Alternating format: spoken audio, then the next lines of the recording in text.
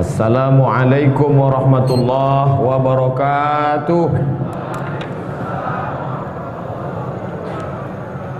Alhamdulillah wassalatu wassalamu ala Rasulillah Sayyidina wa maulana Muhammad ibni Abdillah wa ala alihi wa ashabihi wa man da'a bi da'watihi wastanna bi sunnatihi ila yaumi liqa'i rabbih wa ba'du. Subhanaka la ilma lana illa ma 'allamtana innaka antal alimul hakim. Rabbi shrah li sadri wa yassir li amri wahlul 'uqdatam min lisani yafqahu qawli. Bapak-bapak, ibu-ibu, alim ulama, cerik pandai, tokoh masyarakat, hadirin hadirat, yang besar tak dihimbau gelar, yang kecil tak disebut nama. Insyaallah kita semua dimuliakan Allah Subhanahu wa taala. Amin ya rabbal alamin. Malam ini kita bahas hadis yang ketiga, pertemuan yang keempat. Karena pertama dulu kita tak ada bahas hadis, tapi membahas muqaddimah, mengenal kitab Al-Arba'un An-Nawawiyah dan Imam Yahya Ibnu Syaraf Ibnu Murri Ibnu Husain Ibnu Hasan Ibnu Muhammad An-Nawawi, meninggal 676 Hijrah. Malam ini hadis yang ketiga diriwayatkan dari sahabat Nabi As-Sahabiyul Jalil Abu Abdurrahman. Orang Arab tidak mau disebut nama langsung, tapi biasanya disebut dengan nama anaknya. Contohnya Nabi Muhammad SAW itu Abul Qasim. Al-Qasim nama anak Nabi, maka disebut dia dengan Abul Qasim. Saya kalau mau manggil Abu Hadzik, nama anak saya, namanya Mizyan Hadzik, Abu Mizyan. Tapi tak usahlah, tetap aja Ustadz Somad. Nanti bapak ibu panitia payah mengklarifikasi siapa penceramah nanti malam, Abu Mizyan apa Ustadz Somad. Tapi kalau orang Arab itu namanya kunyah. Kunyah. Kalau gelar laqab. Kalau pakai abu-abu itu kunyah. Tulisannya kaf nun ya ta marbutoh, kunyah. Ketika ditulis pakai huruf Latin kunyah, maka kun kata sambung nyah. Siapa nama dia? Nama dia Abdullah. Siapa nama kunyah panggilannya? Abu Abdurrahman. Abu Abdurrahman nama dia Abdullah ibnu Umar ibnu Al-Khattab radhiyallahu anhuma. Jadi yang meriwayatkan hadis malam ini adalah kita ambil dari riwayat Abdullah bin Umar, anak kandung khalifah yang kedua Umar bin Khattab radhiyallahu anhuma. Radhiyallahu anhu, Allah meridai satu orang.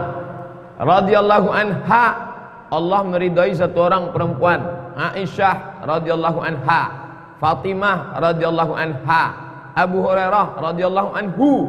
Tapi kalau Abdullah bin Umar radhiyallahu anhuma, kenapa dua? Huma, dianya diridai Allah, ayahnya pun diridai Allah. Makanya Abdullah bin Umar radhiyallahu anhuma. Berapa kata ganti dalam bahasa Arab? Huwa huma hum, hiya huma hunna, anta antuma antum, anti antuma antunna, ana nahnu. 2 SKS di pusat bahasa. Nah, maka disebutlah dia radhiyallahu anhuma, karena dia diridai Allah. Mana dalilnya dia diridai Allah? As-sabiqunal awwalun, mereka yang dulu masuk Islam, minal muhajirin, dari kalangan muhajirin, wal ansar, dari kalangan ansar yang menunggu di Madinah. Abdullah bin Umar termasuk golongan muhajirin, dan dia aslama saghiran, masuk Islam waktu masih kecil. Riwayat banyak, tapi yang paling kuat mengatakan dia masuk Islam 10 tahun sebelum hijrah Nabi Muhammad sallallahu alaihi wasallam ke kota Yathrib, yang kemudian berubah menjadi nama kota Al-Madinah Al-Munawwarah. Kalau sebelum pindah umur dia lahir 10 tahun sebelum pindah, Nabi di Madinah 10 tahun, maka saat Nabi meninggal umur dia 20 tahun.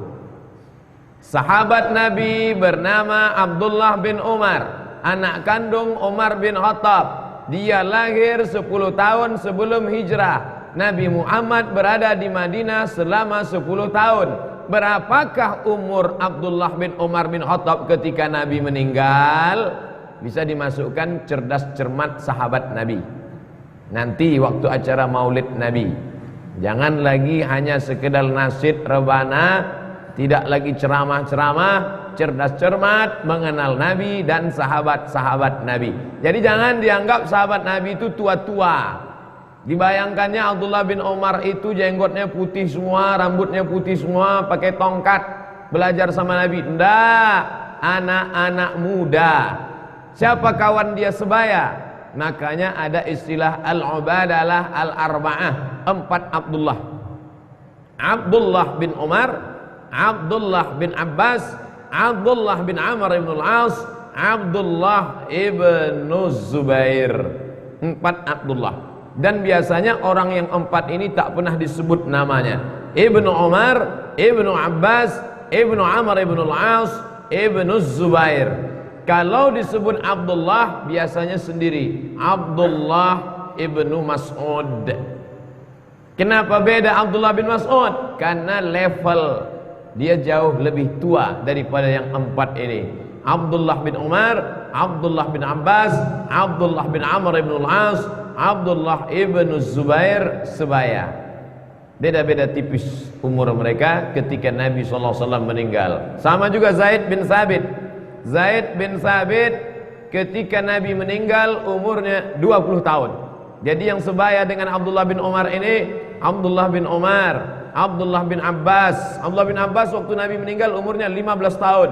Abdullah ibn Umar, Abdullah bin Abbas, Abdullah bin Amr bin As, Abdullah bin Zubair, kemudian Zaid ibn Sabit, penterjemah Nabi, translator Nabi. Surat-surat Nabi diterjemahkan oleh Abdullah Zaid bin Sabit. Kalau dia mau kirim surat kepada orang Yahudi, surat orang Yahudi yang datang juga penterjemah Nabi, umurnya ketika Nabi meninggal 20 tahun. Sebaya juga dengan Anas bin Malik. Waktu Nabi sampai ke Madinah, datanglah Ummu Sulaim menyerahkan anak laki-lakinya kepada Nabi. Ya Rasulullah, orang lain ada menyerahkan ontanya karena dia kaya, ada yang menyerahkan tanahnya karena dia kaya. Aku tak ada tanahku, tak ada ontaku, maka aku serahkanlah ini anakku untuk membantu menjadi pelayan engkau. Waktu itu anak ini umurnya 10 tahun dan dia menjadi pelayan Nabi selama 10 tahun. Diserahkan umurnya 10, Nabi meninggal, dia membantu Nabi selama 10. Maka ketika Nabi meninggal, umur Anas bin Malik 20 tahun. Anak-anak semester 2, semester 3 sekarang. Begitulah orang-orang di sekeliling Nabi Muhammad sallallahu alaihi wasallam. Jadi kalau ada orang sekarang, kau kenapa tak ke masjid? Ah, masih muda lagi, masih 20-an. Nanti aja lah, antukkan kepalanya ke dinding, biar lurus ampernya. Sahabat Nabi itu muda-muda semua. Bapak Ibu, kalau saya bicara jangan ketawa. Tak, ustadz-ustadz yang membuat lucu di masjid ditangkap. Nah, ketawa. Saya udah berusaha serius. Dah, sekarang serius kita. Jadi Abdullah bin Umar bin Khattab ini, kenapa dia bebas di rumah Nabi? Dan dia termasuk 7 sahabat Nabi yang paling banyak meriwayatkan hadis. Abdullah bin Umar bin Khattab, hadis yang dia riwayatkan yang ada dalam Sahih Bukhari, Sahih Muslim, Sunan Abi Daud, Sunan Tirmizi, Sunan Nasai, Sunan Ibnu Majah, Musnad Ahmad bin Hanbal, setelah dihitung-hitung semuanya 2630 hadis. 2360 hadis. Itu hadis-hadis yang dia riwayatkan, berbagai macam versinya. Ini semuanya adalah kenapa dia bisa banyak meriwayatkan hadis? Karena dia selalu di rumah Nabi sallallahu alaihi wasallam. Loh, kok bisa dia selalu di rumah Nabi? Ayah dia kawan Nabi. Dan yang paling penting lagi adalah kakaknya, saudara perempuannya namanya Hafsah, adalah istri Nabi Muhammad sallallahu alaihi wasallam. Jadi Nabi itu sebagai nabi ya, sebagai penasehat ya, sebagai sumando. Karena ipar dia Nabi Muhammad sallallahu alaihi wasallam, maka dia bebas banyak memberikan. Dan ketika Nabi sallallahu alaihi wasallam meninggal, orang yang paling banyak mengikuti jejak-jejak Nabi, kata Aisyah. Kalau yang bicara ini Hafsah, biasa Hafsah, tapi ini yang bicara adalah Aisyah radhiyallahu anha. Aktsarun nas tatabbu'an, orang yang paling banyak mengikuti jejak Nabi adalah Abdullah bin Umar ibn al-Khattab. Ada pokok kayu, lalu Nabi pernah sholat di bawah pokok kayu itu, maka dia pun sholat juga di bawah pokok kayu. Ditanya sama orang, Abdullah bin Umar, ya, kenapa kau sholat di bawah pokok kayu itu? Karena mataku pernah melihat Nabi sholat di bawah pokok kayu itu, dan aku ingin mengikut jejak-jejak Nabi sallallahu alaihi wasallam. Begitulah cinta dia kepada Nabi Muhammad sallallahu alaihi wasallam. Dihafalnya hadisnya, diikutnya tempat-tempat yang pernah dilalui Nabi, disiramnya air ke batang pokok kayu itu. Kenapa disiramnya terus? Supaya pokok kayu itu tetap hidup dan dia merasakan bagaimana rasanya sholat di bawah pokok kayu itu, karena Nabi pernah sholat di situ. Abdullah bin Umar bin Khattab, kalau dia pulang ke rumah, dia habis pergi berdagang, berniaga, dia tidak langsung pulang ke rumah, tapi dia datang ke makam Nabi sallallahu alaihi wasallam. Dia tak pulang ke rumah dulu, datang dia ke makam Nabi. Apa kata dia? Assalamu alayka ya Rasulullah, assalamu alayka ya Aba Bakrin As-Siddiq, assalamu alayka ya Abatah. Mengucapkan salam ziarah ke makam Nabi Muhammad sallallahu alaihi wasallam. Istri nanti, anak nanti, lebih utama kerinduan dia kepada Nabi Muhammad sallallahu alaihi wasallam. Lalu kemudian dia orangnya tegap dan rajin beribadah, sampai-sampai ibadahnya itu disebutkan, yang menyebutkan ini Syekh Dr. Hisham Kamil Hamid Musa, i'tamara alfa umrah, melaksanakan umrah sebanyak alfa umrah, 1000 kali umrah. Seumur hidupnya 1000 kali dia umrah. Tapi jangan, Ustaz nih mau ngajak umrah pasti nih, enggak. Saya tak ada kepentingan, karena saya tak punya terapel umrah, kecuali Abdullah bin Umar umrahnya 1000 kali. Maka bapak ibu silakan umrah banyak-banyak. Bagi yang mau mendaftar, segera hubungi, nomor ada. Saya tak ada kepentingan, saya hanya sekedar cerita begitulah banyaknya umrah dia. Dan dia orangnya sakhiyun. Apa itu? Dermawan. A'taqa al-faraqabah, dia membebaskan 1000 budak hamba sahaya. Asal nampaknya ada hamba sahaya, dia banyak hamba sahayanya. Dari mana dia dapat? Dia ikut perang pembebasan Syam, Suriah, Lebanon, Palestina, Yordania. Dia ikut pembebasan Irak, dia ikut pembebasan Persia, dia ikut pembebasan Mesir, dia ikut pembebasan Afrika, bahkan dia ikut perang pembebasan Azerbaijan. Maka dari hasil rampasan perang dia banyak dapat, tapi semuanya dibebaskannya. A'taqa al-faraqabah fi sabilillah, kalian bebas, bebas, bebas.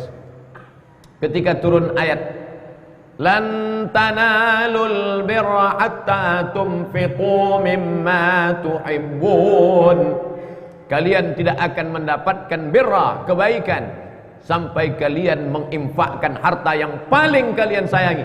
Mana yang paling kalian sayang, itulah berikan, baru kalian akan dapat kebaikan. Maka datanglah Abdullah bin Umar bin Al-Khattab menghadap Nabi Muhammad sallallahu alaihi wasallam, ya Rasulullah, harta yang paling aku sayang nih budak hambaku Rumiyah, orang Romawi, perempuan bermata biru, berambut pirang, berkulit putih, maka aku bebaskan dia fi sabilillah.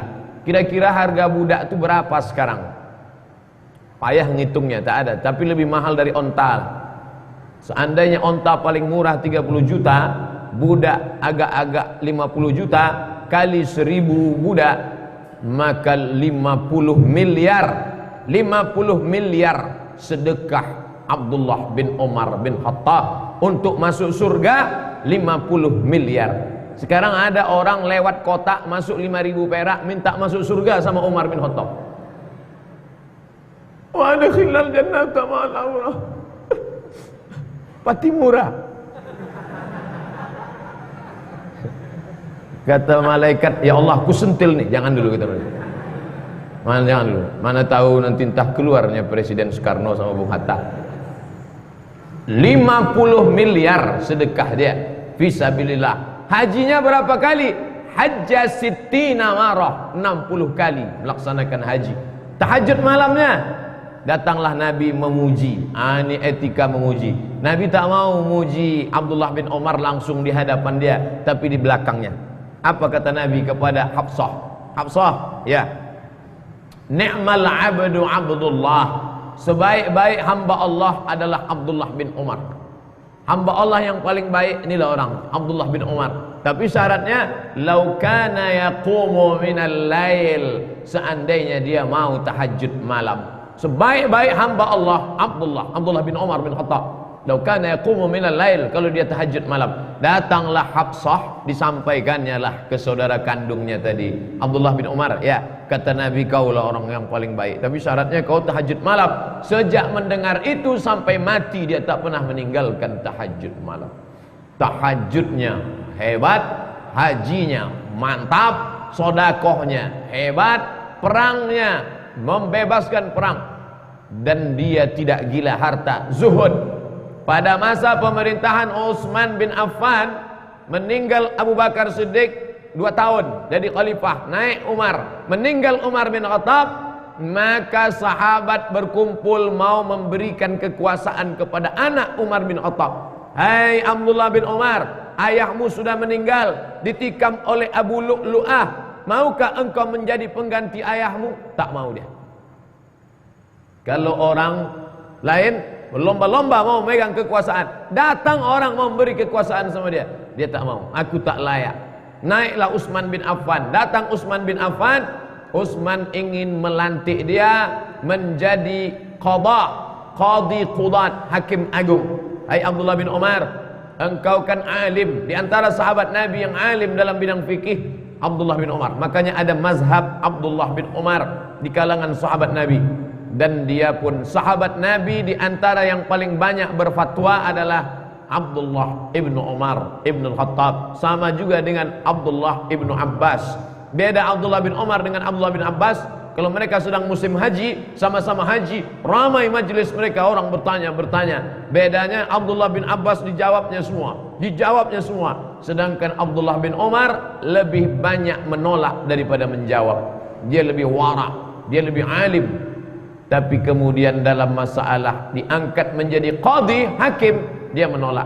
Utsman bin Affan ingin mengangkat dia jadi hakim agung, dia tak mau. Jabatan ketiga yang ditolaknya pada masa pemerintahan Sayyidina Ali radhiyallahu anhu. Ali mau mengangkat dia menjadi gubernur negeri Syam. Makkah di tengah, Yaman di bawah, Syam di atas, Irak di kanan, Mesir di kiri. Makkah di tengah. Ini negeri ini gubernur semua nih, gubernur Yaman, gubernur Irak, gubernur Syam, gubernur Mesir. Maukah engkau kuangkat menjadi gubernur Syam? Tak mau. Zaman itu Syam itu 1 gubernur. Sekarang Syam itu dipimpin 4 presiden. Palestina, Yordania, Suriah, Lebanon. Bayangkan besarnya kekuasaan. Tapi dia tak mau, karena dia hidup dalam keadaan zuhud. Dan kemudian meninggal dunia pada tahun 74 Hijrah. Umurnya ketika itu 83 tahun. Hidupnya bermakna.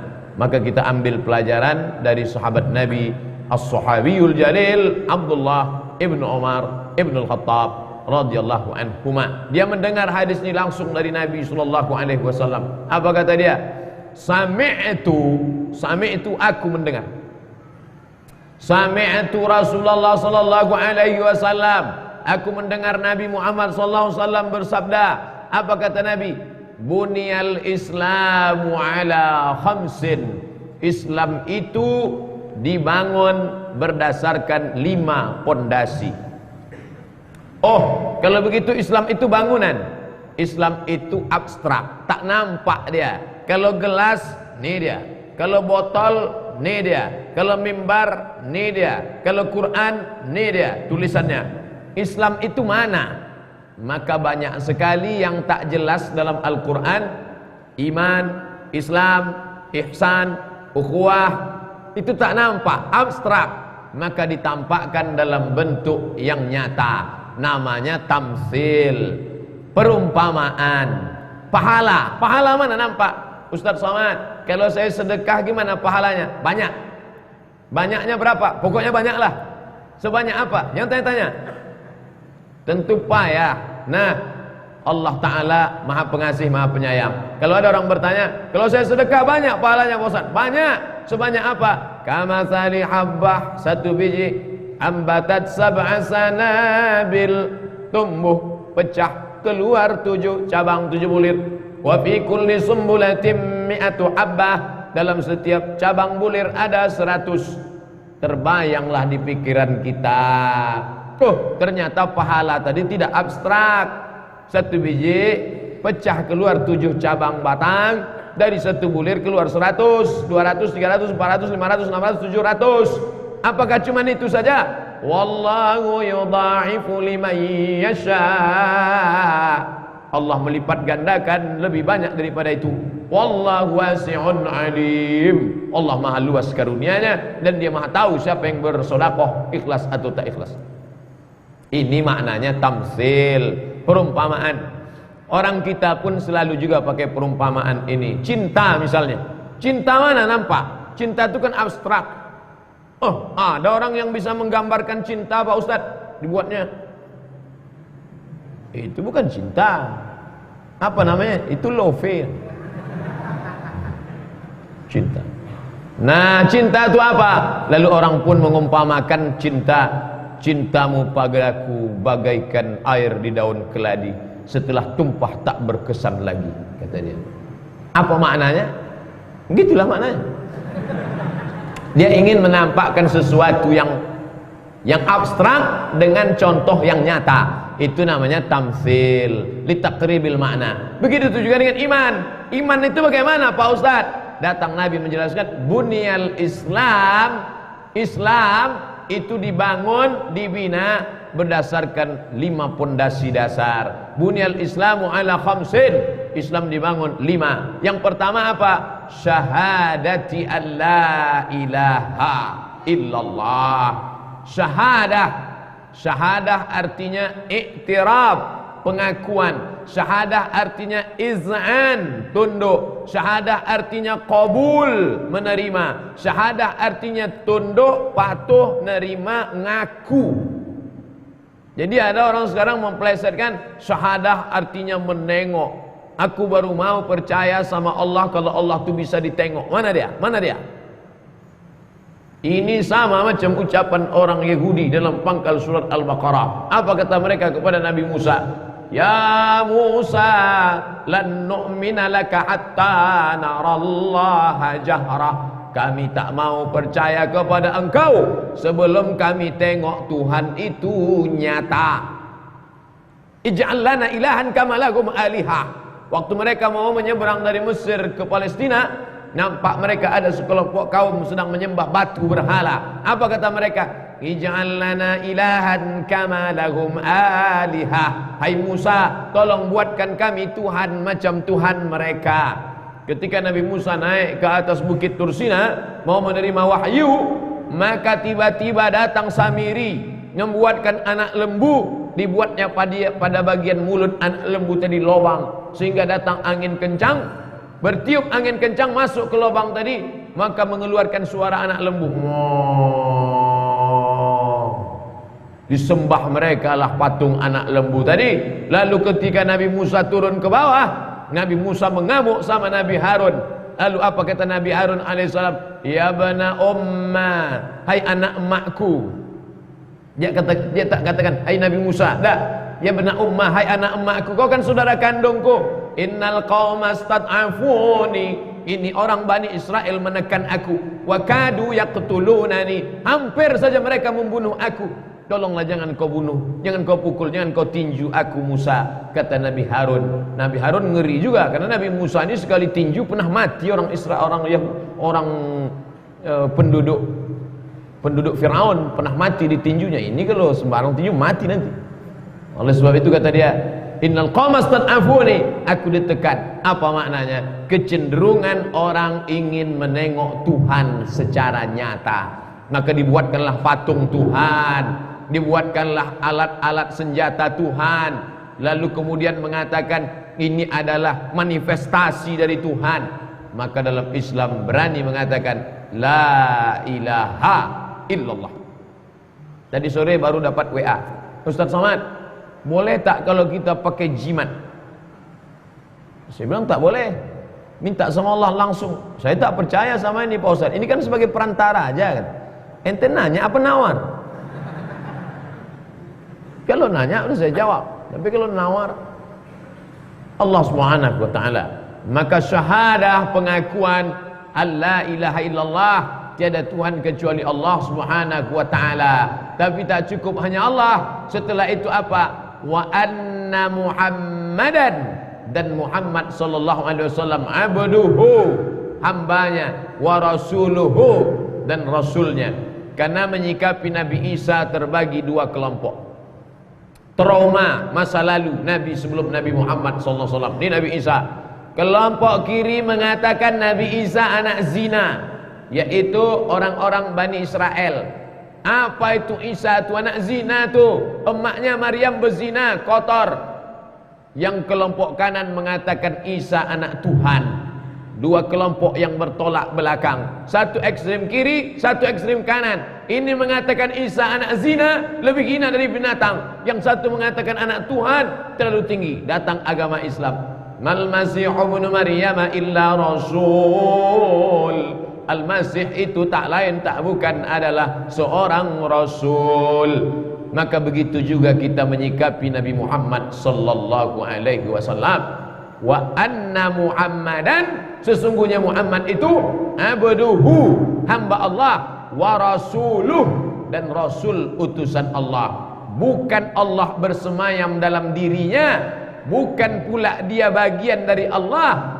Dia abduhu, hamba Allah, wa rasuluh, utusan Allah. Maka dibacakanlah ayat wa ma Muhammadun illa rasul. Muhammad itu tak lain tak bukan hanya seorang rasul. Qad khalat min qablihi rusul, sebelum dia sudah ada rasul-rasul. Afa immata, kalau dia mati meninggal dunia, au qutila, atau dia dibunuh orang, inqalabtum ala aqabikum, apakah kalian akan balik murtad menyembah lagi Lata, Uzza, Manat, Hubal, Jibti, Taghut, Naham? Tidak. Wa may yanqalib ala aqibaih, siapa yang murtad setelah Nabi Muhammad meninggal, falan yadurrallaha syai'a, Allah tak rugi walau sedikit pun. Maka Nabi Muhammad meninggal, innaka mayyitun wa innahum mayyitun, kau pun akan jadi mayat dan mereka pun juga menjadi mayat. Cuman bedanya innallaha harramal arda ajsadal anbiya, Allah mengharamkan tanah memakan kulit jasad darah daging Nabi Muhammad sallallahu alaihi wasallam.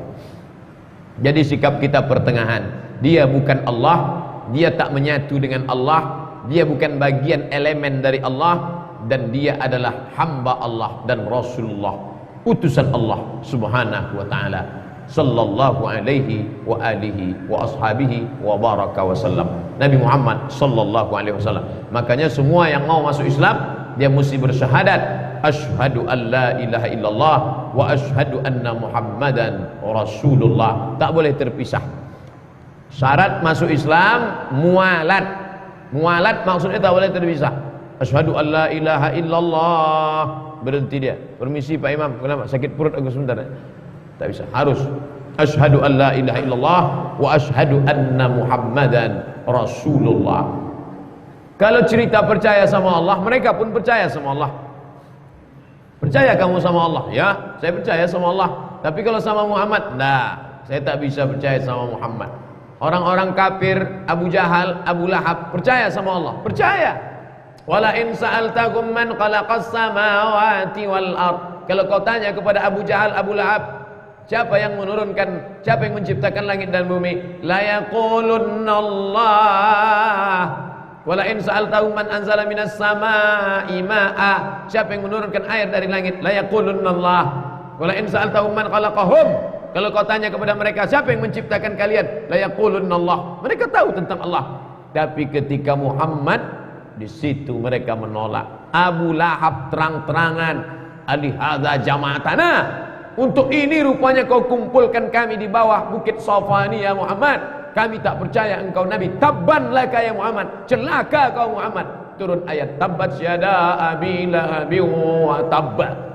Celaka kedua tangan Abu Lahab. Ma'aghna anhu maluhu wa ma kasab. Hartanya tak bisa menolong, usahanya tak bisa membantu.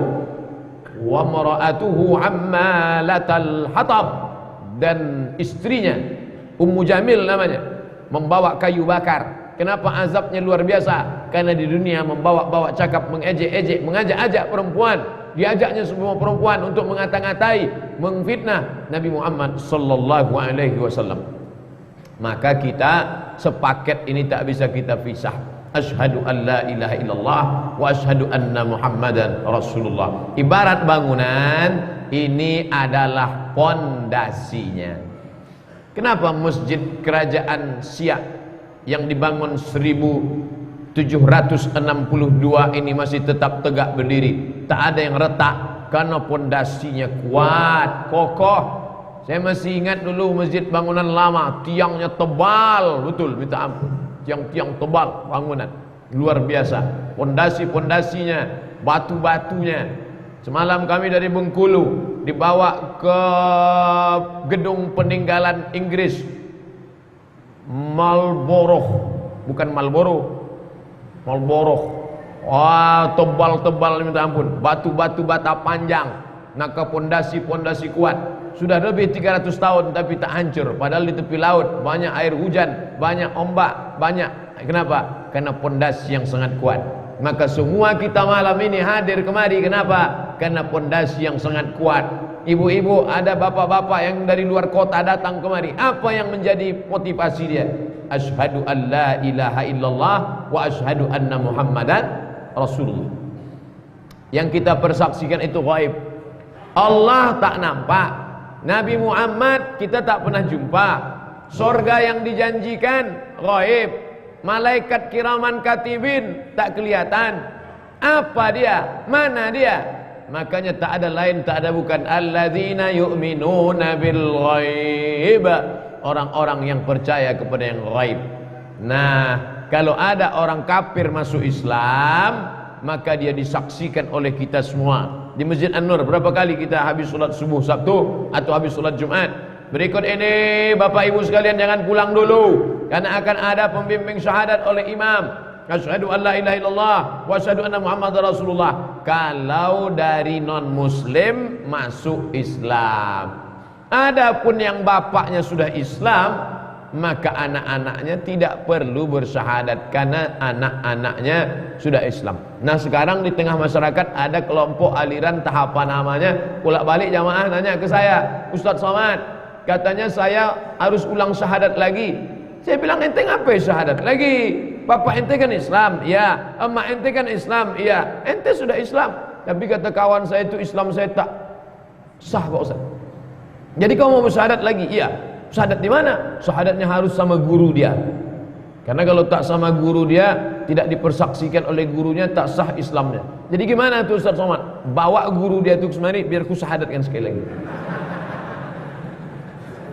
Tapi katanya guru dia punya sanad Ustaz. Sanadnya bersambung dari gurunya sampai ke Nabi. Sanad saya lebih sahih dari guru dia itu. Bawa sini biar mau jumpa saya. Sampai sekarang tak dibawa-bawanya. Mau jumpa saya, mana sanad dia? Mana sanad yang muttasil bersambung sampai ke Nabi Muhammad sallallahu alaihi wasallam? Apa itu? Nanti dikumpulnya lah. Kalau sudah Islamnya, sudah. Bapakmu Islamnya, ya. Emakmu Islamnya, itu Islam keturunan tuh. Kalau mau Islam yang benar, ayo ke guru kami. Tapi maharnya UUD, ujung-ujungnya duit. Aliran-aliran sesat ini tak jauh daripada dua. UUD, UUE, ujung-ujungnya duit, ujung-ujungnya wanita. Kalau kebetulan yang mau masuk Islam ini nenek-nenek, dari jauh aja nek. Kalau kebetulan anak gadis, biar lebih afdal harus coba. Mudah mengenali aliran sesat-sesat ini.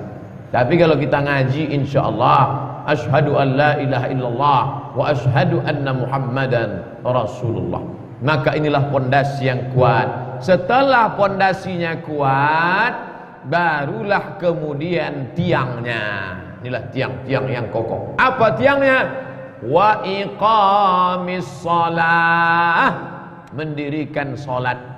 Mana dalilnya bahwa salat itu tiang? Nanti Bapak Ibu kalau pergi ke Masjid Nabawi, masuk ke Taman Raudhah, di Taman Raudhah di samping mimbar Nabi ada mihrab. Ini mimbar, ini mihrab. Mihrab Nabi kecil aja.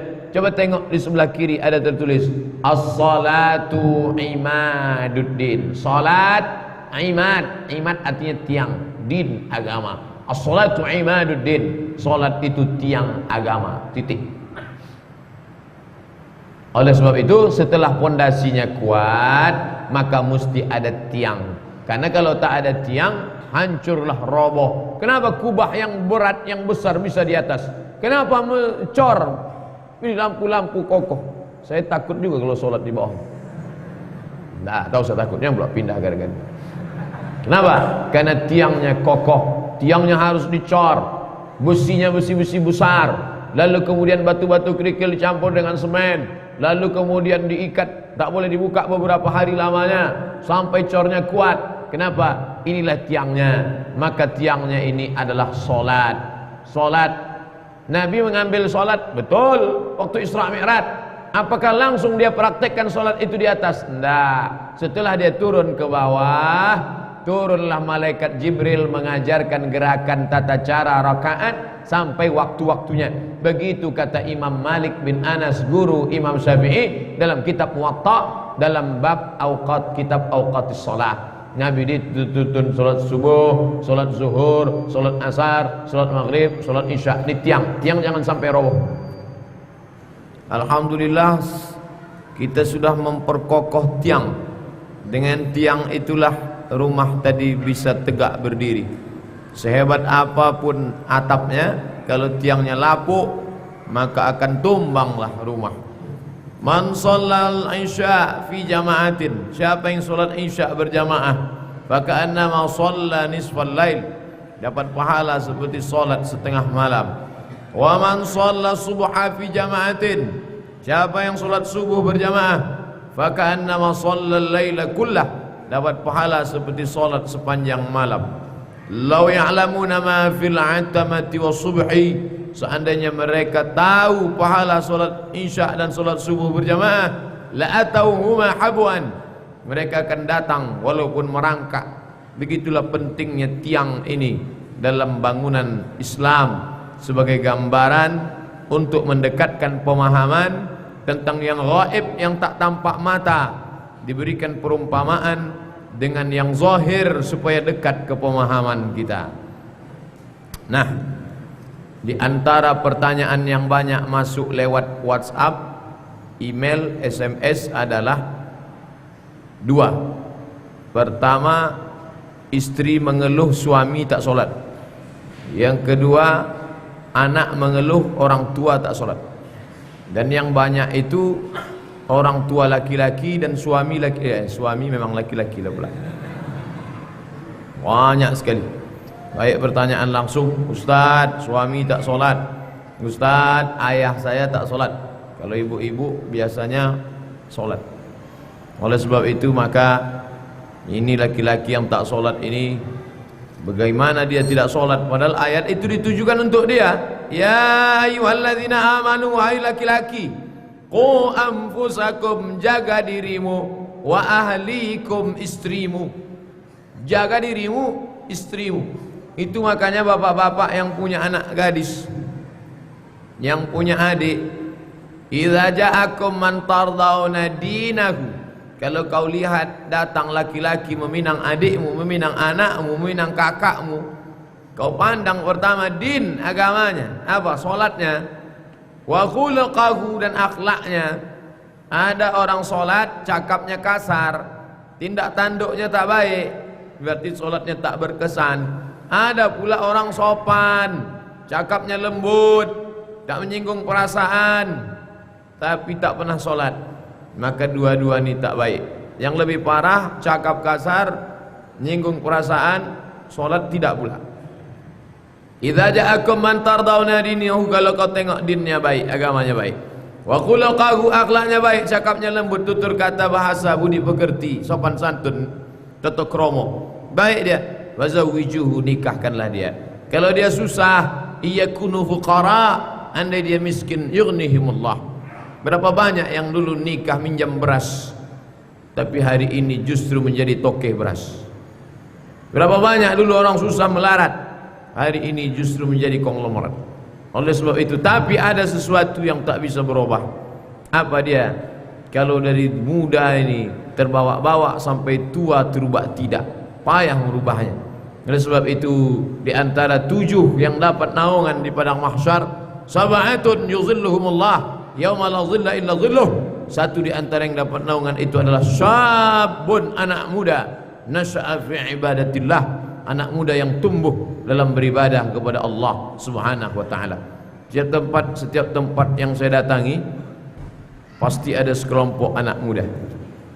Kemarin di Bengkulu sekelompok anak muda, di Banjarmasin sekelompok anak muda, di Aceh sekelompok anak muda. Yang jadi masalah, ini anak muda akan terus ada. Dari sejak zaman Ashabul Kahfi ada terus anak-anak muda ini. Innahum fityatun, mereka anak-anak muda, amanu, beriman, wazidnahum huda, kami tambah hidayah, bertambah-tambah pada mereka. Yang jadi masalah, masuk tak anak kita ke dalam mereka, masuk tak kemanakan mereka ke dalam mereka.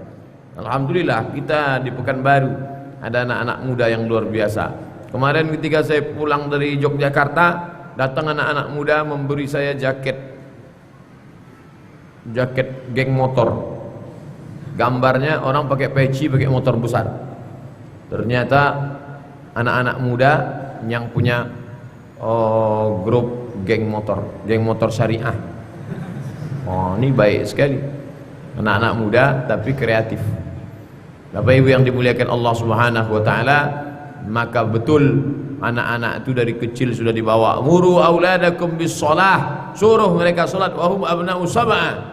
Kalau 7 salat berarti menghafal surat-surat pendeknya 6. Itu makanya ada istilah golden age, golden emas, age usia emas. 1 2 3 4 5 6. Setelah 6 tahun 7-nya dia praktek. Al-Fatihah, surat-surat pendek, ayat-ayat. Imam Syafi'i sebelum 7 sudah clear itu semua. Maka ketika itu berisi kepalanya, wadribuhum fil ashrah, umur 7 tak juga, pukul dia 10. Farriquhum fil madaji, pisahkan tempat tidurnya. Ini tentang masalah yang kedua, iqamis shalah. Kita lanjutkan yang ketiga, wa itaiz zakah, membayar zakat. Zakat ini apanya? Hadisnya secara utuh tak ada. Kalau mau dicari mana hadisnya Pak Ustaz secara utuh, tak ada. Ini di sini, ini di sini, ini di sini. Dalam hadis lain dikatakan was-shadaqatu burhan. Innamas shadaqatu lil fuqara wal masakin wal amilina 'alaiha wal mu'allafati qulubuhum wa fir riqab wal gharimin wa fi sabilillah wa ibnis sabil. Dalam Quran zakat itu disebut sedekah. Karena sedekah itu umum. Senyum pun disebut sedekah. Tabassumika fi wajhi akhika sedekah. Tulang-tulang sendi bapak yang ngangkatkan barang, orang jualan, orang bantu. Saudara-saudaraku yang parkir membantu orang. Likulli sulama minkum sedekah. Setiap tulang-tulang sendi ini ada sedekah. Maka zakat disebut sedekah. Senyum disebut sedekah, menolong orang disebut sedekah. Maka as-shadaqatu burhan, sedekah itu penerang. Kenapa malam ini kita bisa nyaman di dalam ini? Karena ada penerang. Sehebat apapun rumah kalau tak ada penerangnya, maka kita diterangkan dengan banyak-banyak bersedekah. Mungkin bukan terang secara fisik, tapi hati menjadi terang. Makanya orang yang bersedekah terang jiwanya, tenang pikirannya. Kenapa? Orang lain mendoakan dia. Kalau kita bersedekah masjid, berimpak, berwakaf ini, dari mulai kita sholat maghrib tadi sampai tausiah isya, sampai sholat isya, sampai lanjut kajian lagi, sampai tanya jawab, maka terang benderanglah makam orang yang mewakafkan tanah. Sultan-sultan Melayu Sri Indrapura, berapa banyak masjid-masjid yang dibangun, maka terang benderanglah makam, terang benderanglah pikiran. Kenapa begitu? Orang yang pertama kali suntuk itu adalah pikirannya. Gelap, kalap, silap, stres, depresi. Maka bagaimana mencari pencerahan ini? Makanya selalu orang tua-tua kita mengajarkan sedekah, sedekah tolak balo, katanya. Banyak-banyak bersedekah tolak bala. Kenapa? Menjauhkan segala kegelapan, menjauhkan segala kepicikan, menjauhkan segala kesempitan. Shadaqatus sirri tadfa'u mitatas su'. Sedekah menolak mati jelek, mati su'ul khatimah. Tiap hari minta Allah maqtim lana bi husnil khatimah. Salah satu penyebab mati jelek, bunuh diri, minum racun, terjun dari gedung tinggi, gara-gara apa? Sempit menengok hidup ini, gara-gara jauh daripada agama. Makanya ketika datang orang menjumpai Imam Abdurrahman ibnu Mahdi, Abdurrahman bin Mahdi, ya, aku suntuklah pikiranku, lututku sudah bernanah bertahun-tahun tak sembuh-sembuh. Bagaimana caranya? Sudah pergi ke tabib tak juga sembuh, sudah makan herbal tak juga sembuh. Kata Imam Abdurrahman ibnu Mahdi, kau cari kampung yang tak ada sumur di sana. Cari kampung, susah mereka mendapatkan air, aku buat sumur di sana.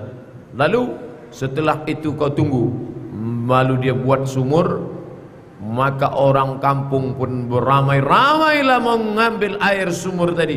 Dan setiap orang yang minum mendoakan, ya Allah, orang yang sudah membantu kami air ini, panjangkanlah umurnya, murahkanlah rezekinya, sehatkanlah badannya. Maka terang benderanglah pikiran, sehatlah badan. Kita perlu doa orang lain.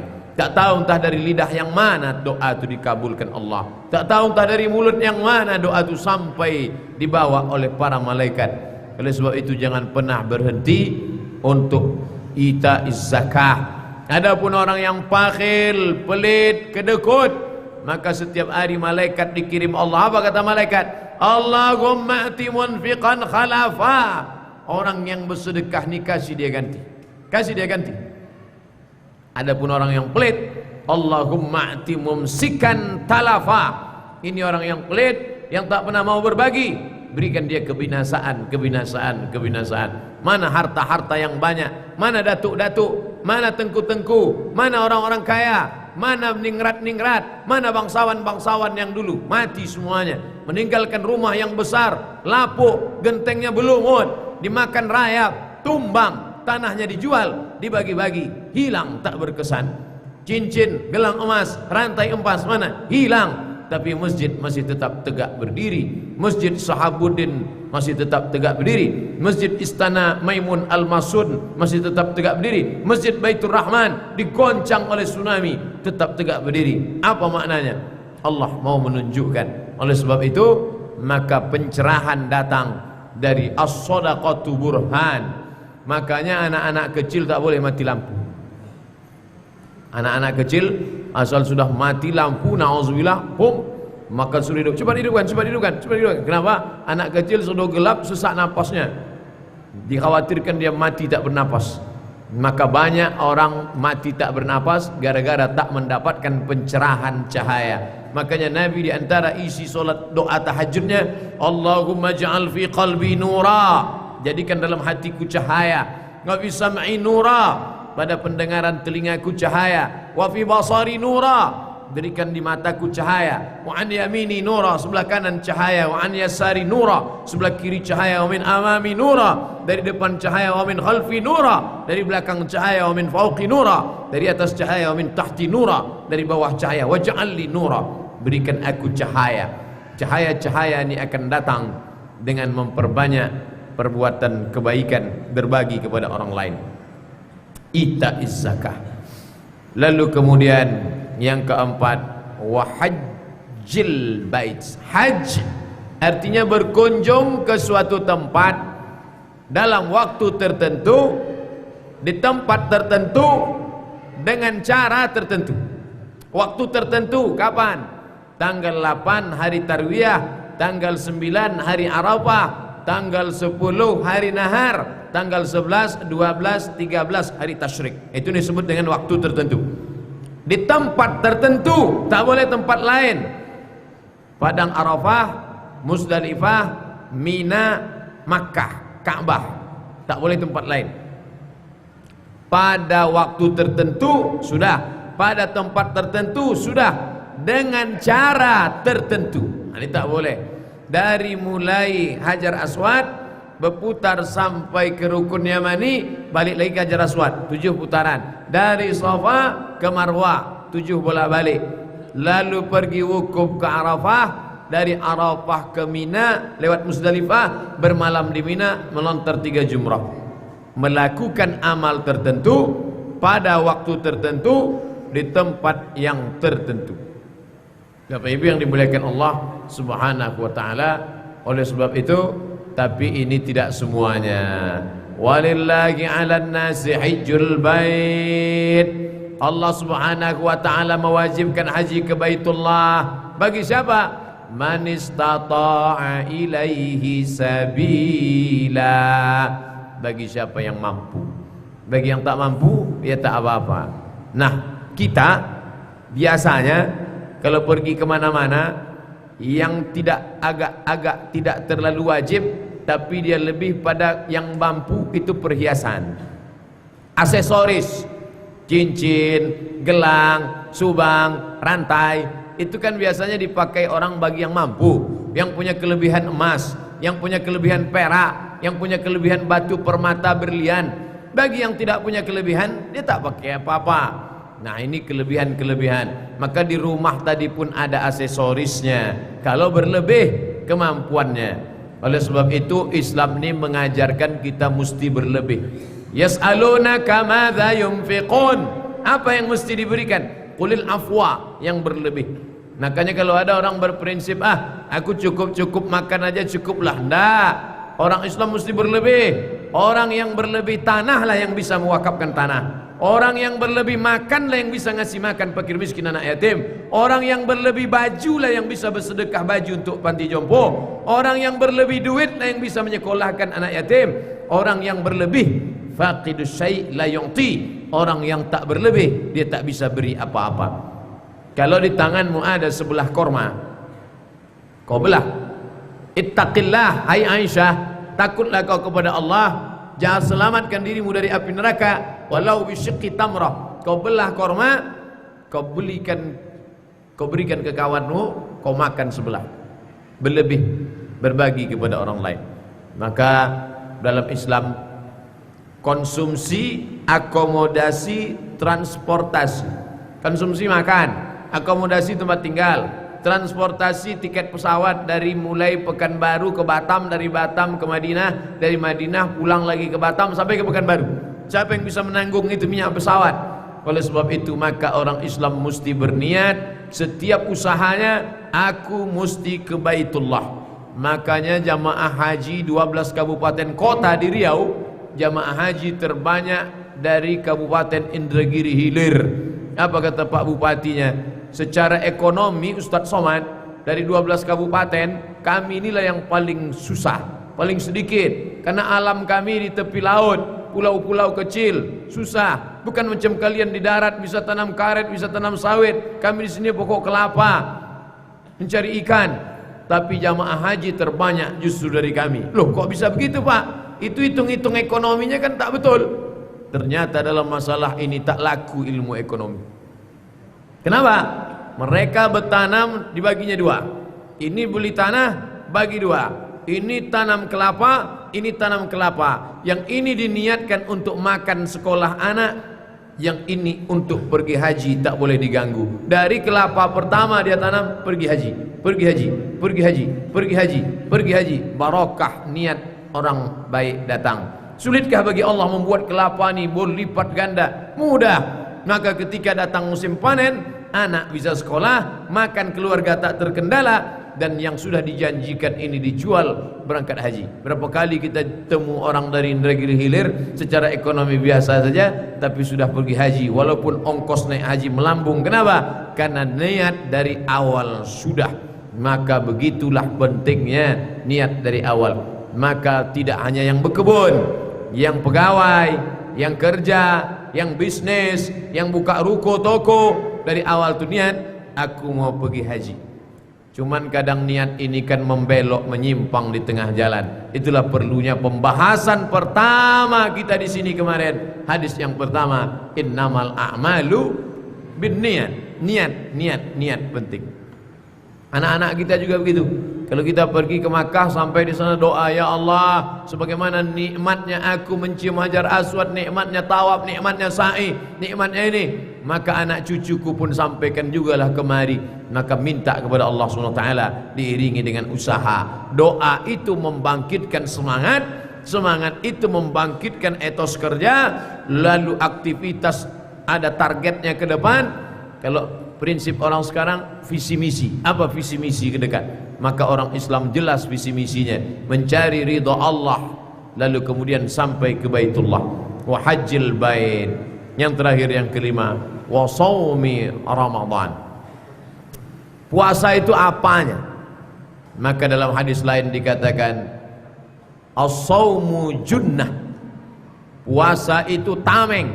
Junnah artinya kalau orang mau pergi perang pakai baju besi. Kalau tangan saya luka, insya Allah masih hidup. Kalau telinga saya luka, insya Allah masih hidup. Tapi kalau dada ini luka, masuk tombak ke tangkai jantung, mati. Maka dibuatlah baju besi. Baju besi itu orang Arab menyebut junnah. Bahasa kitanya tameng. Pokoknya yang menutup itu baju besi. Atau dia tak pakai baju besi, tapi seperti Kapten Amerika yang sebelah kanan, apa namanya? Perisai. Perisai itu junnah juga. Maka kalau dalam bangunan ini mana junnah itu? Namanya beda-beda. Junnah di bawah disebut lantai, junnah di atas disebut atap kubah, junnah di samping disebut dinding. Fungsinya semuanya sama. Sebagaimana tameng melindungi jantung jangan tertusuk, sebagaimana baju besi melindungi jangan sampai kena tombak anak panah, sebagaimana helm topi besar melindungi kepala jangan sampai retak pecah geger, begitu jugalah ini junnah. Dia melindungi dari samping jangan sampai datang angin kencang, melindungi dari atas jangan sampai datang batu meteor jatuh, melindungi dari bawah jangan sampai kita duduk di lantai tanah. Maka ini adalah junnah. Maka lengkaplah bangunan, pondasinya kokoh, tiangnya kuat, besar, perkasa. Ada pula dinding di samping, atap di atas, lantai di bawah, ditambah dengan cahaya terang benderang, dan ada aksesoris-aksesoris kelebihan, ada hiasan, ada gantung-gantungan, ada lampu, ada macam-macam. Lengkaplah sudah. Lalu apakah dapat kita simpulkan bahwa Islam hanya 5 saja? Ini perlu diluruskan. Ada seorang ulama besar, nama kitabnya Al-Islam, nama dia Said Hawa, judul bukunya Al-Islam. Apa kata dia? Banyak orang keliru memahami Islam. Dianggapnya Islam ini syahadat, solat, zakat, puasa, haji, dah. Lalu jihad mana? Amar ma'ruf mana? Nahi mungkar mana? Mana? Kenapa tak ada di dalam ini? Ini perlu diluruskan. Coba kita perhatikan.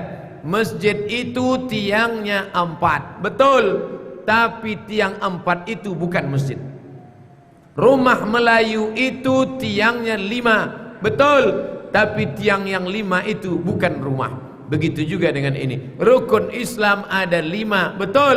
Tapi Islam bukan yang 5 itu. Jangan batasi. Ada orang memahami Islam ini keliru. Yang penting saya sudah syahadat, yang penting saya sudah sholat, yang penting saya sudah puasa, yang penting saya sudah zakat, yang penting saya sudah haji. Masalah amar ma'ruf nahi mungkar bukan urusan saya. Masalah mengajak tetangga pengajian bukan urusan saya. Masalah saya mau jihad atau tidak bukan, membantu Rohingya bukan urusan saya. Ini orang memahami Islam parsial. Pemahamannya tentang Islam tidak kafah. Bagaimana peduli? Oh, tak kemana-mana perginya. Bagaimana tentang ekonomi Islam? Bagaimana merubah bank konvensional menjadi bank Islam? Bagaimana tentang mendirikan sekolah-sekolah Islam? Maka ini semua adalah bagian dari ajaran Islam. Hanya saja bangunan pokoknya yang 5 tadi sudah ada. Pondasi sudah kuat, tiang-tiang sudah kokoh, dinding bawah, lantai, dinding atap sudah. Di dalamnya pula tak terjadi kegelapan terang benderang, dan pula ada aksesoris-aksesorisnya, maka lengkaplah dia. Tapi kalau dikatakan sebagai rumah idaman terlengkap, belum. Ini baru pokok-pokoknya saja. Ini ada sedikit khilafiyah tentang masalah susunan. Ini ditanyakan orang ke saya, Ustaz Somad, coba Ustaz bacakan hadisnya tadi. Bunyal Islamu ala khamsin syahadati an la ilaha illallah wa anna Muhammadan abduhu wa rasuluh wa iqamis salah, salat, wa ita'iz zakat, zakat, wa hajjil bait, haji, wa shaumi, puasa, shaumi Ramadan. Kok susunannya tak sama ya Pak Ustaz ya? Puasa kok terakhir, sedangkan di sekolah kami diajarkan syahadat, salat, zakat, puasa, haji. Karena ulama yang menyusun dalam ilmu tauhid itu tidak berdasarkan hadis ini, tapi hadis riwayat lain, bukan riwayat Abdullah bin Umar. Makanya selalu saya sampaikan, jangan memahami hadis dari satu, jangan menarik hukum dari satu hadis saja. Hadis tentang takbiratul ihram, hadis tentang menggerakkan tangan, hadis tentang membayar zakat, hadis tentang sholat, hadis tentang puasa. Makanya ulama fikih digabungkannya semua hadis itu di buku yang jelas. Bagaimana kita berinteraksi dengan hadis? Bukunya sudah dicetak, penulisnya Syekh Yusuf Al-Qardawi, dicetak oleh Gema Insani Press. Judulnya Kaifa Nata'amal Ma'as Sunnah, bagaimana berinteraksi dengan sunnah. Maka kata Syekh Qardawi, al-jam'u bainal ahadis, gabungkan beberapa hadis, hadis dari sini, hadis dari sini, hadis dari sini, hadis dari sini, hadis dari sini, hadis dari sini, lalu ditarik satu kesimpulan. Adapun yang kita kaji malam ini untuk menunjukkan ada versi lain. Imam Nawawi menunjukkan ini, bukan dia mau kontroversial, enggak. Dia hanya mau menceritakan kalau dalam kitab akidah, rukun iman, rukun Islam 5 perkara, yaitu syahadat, salat, zakat, puasa, haji, dia mau menceritakan ada riwayat lain. Itu salah satu usaha untuk mengenalkan, oh ternyata hadis itu riwayatnya banyak. Tapi ini bukan masalah usul, masalah tartib urutan, itu bukan masalah prinsipil. Tapi bahwa kita meyakini ada 5, itu prinsipil. Nah, inilah satu di antara hadis riwayat Abdullah bin Umar bin Khattab dari 1630 hadis yang dia riwayatkan bertebaran di kitab-kitab sunnah. 1630 hadis. Muncul masalah, kenapa Imam Abu Hurairah bisa 5374, padahal dia masuk Islam tahun ke-7. Nabi meninggal tahun 11 bulan Rabiul Awal, Abu Hurairah masuk Islam tahun ke-7. Tahun ke-7 dia baru masuk Islam. 8, 9, 10, hadisnya 5374. Kenapa Abdullah bin Umar bin Khattab yang sudah masuk Islam dari sejak di Makkah 10 tahun pindah ke Madinah, berarti dia berkawan, bersahabat ke rumah Nabi lebih lama daripada Abu Hurairah. Dia 20 tahun, sedangkan Abu Hurairah cuma 3 tahun. Kenapa dia yang 10 tahun cuma 1630, sedangkan Abu Hurairah yang cuma 3 tahun 5374. Loh, kok bisa begini? Kata orang yang ingin menanamkan keraguan-raguan tentang hadis Abu Hurairah. Saya tidak jawab mukjizat. Kalau saya jawab itu mukjizat, itu mukjizat untuk Nabi, mukjizat Nabi yang sampai sekarang. Lalu ada satu orang yang diberikannya kejeniusan luar biasa. Saya tak biasa, tak percaya tuh sama mukjizat. Orang dia sekuler, liberal, otaknya bekudis, tak percaya dia sama mukjizat. Oke, ente tak percaya mukjizat? Ya, saya punya kawan, sejak SD dia berkawan sama saya. SD berkawan kami 6 tahun. Lalu kemudian SMP berkawan lagi 3 tahun, SMA berkawan lagi 3 tahun. Habis itu saya ke Mesir, setelah itu ke Maroko, pulang. Maka saya sudah kenal sama dia selama 30 tahun. Ya. Ada mahasiswa UIN, anak Malaysia, kenal sama saya baru setahun, tapi dia selalu ikut kajian saya. Ustadz Somad, boleh saya ikut kelas Ustadz walaupun saya tidak belajar di kelas itu? Boleh, silakan datang. Saya mau jadi mustami pendengar aja. Ya. Boleh saya ikut kajian pagi nanti di kantor Anu? Boleh. Boleh saya ikut kajian malam nanti? Boleh. Satu hari dia ikut kajian saya 5 tempat. Kajian subuh, kajian duha, kajian zuhur di Ar-Rahman, kajian sore ibu-ibu, kajian malam dari maghrib ke isya. 5 kajian. Dalam satu kajian cerita ini, cerita ini, cerita ini, cerita ini, ada 10 hadis. 10, 10, 10, 10, 10. Oh, udah 50, banyak sekali. Okeylah, satu hari itu aja 2 hadis. 2 hadis, 2 hadis, 2 hadis, 2 hadis, 2 hadis. Kali 5, satu hari dia menulis 10 hadis. Kali 360 hari. 360 kali 10 sama dengan 3.600 hadis.